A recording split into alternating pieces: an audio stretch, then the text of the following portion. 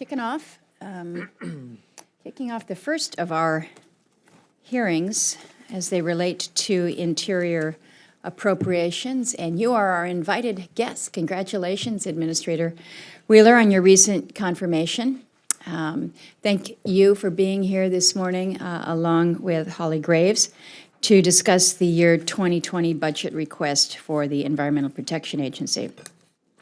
For those on the committee, I think it's always good to set at the first of the hearings just kind of the order of process around here. We've always followed the early bird rule as long as I have been chairman, so we're going to call on members in order in which they arrive, going back and forth, 5 minutes. Tester's a serious early bird. He is a very serious early bird, and we recognize that and appreciate that.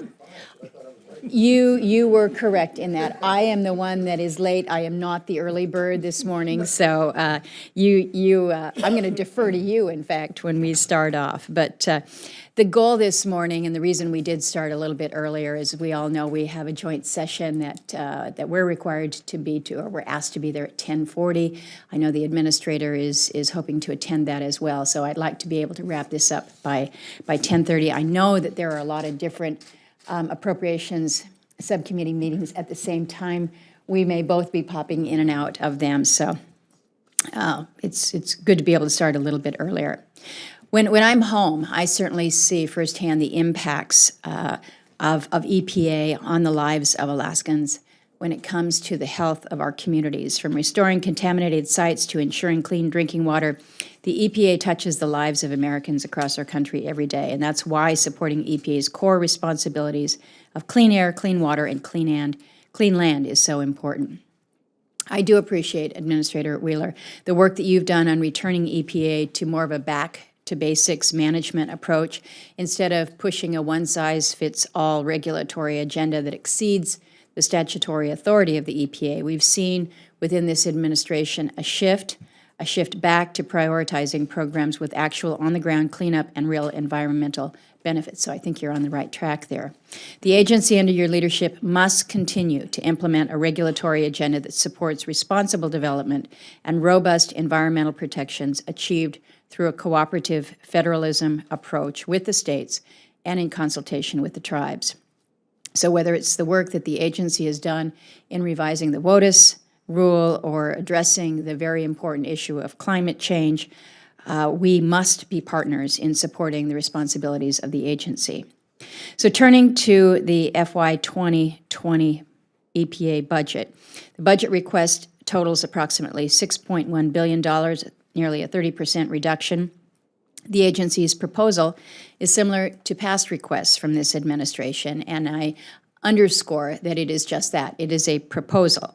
And while I appreciate this budget's recognition of numerous programs that do have bipartisan support, many of the reductions would, in my view, be inconsistent with some of the back-to-basics approach that I just mentioned. Many of the grant programs that are critical to EPA's core mission of protecting the health of our communities are proposed for significant reductions.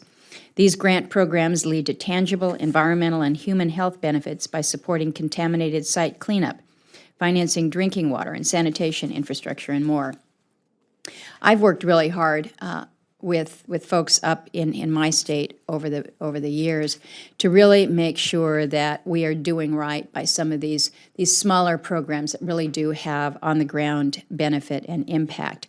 The Targeted Airshed Grants Program, which is helping to reduce air pollution for Alaskans, particularly in Fairbanks, is eliminated in this budget, and that's something that we have seen very direct and immediate benefit. In fact, I've got a letter of support from one of the agencies up north there, again reminding us that this is one of the few areas that they've been able to make some headway there. The Alaska Native Village Program is proposed for an 85% reduction, even though this funding is critical to supporting the water infrastructure needs of Native Alaskans who face, as you know, some pretty incredible cost of living based on transportation just due to the remoteness. But EPA programs like this help meet those challenges, so I'm going to continue to provide my attention and support to them.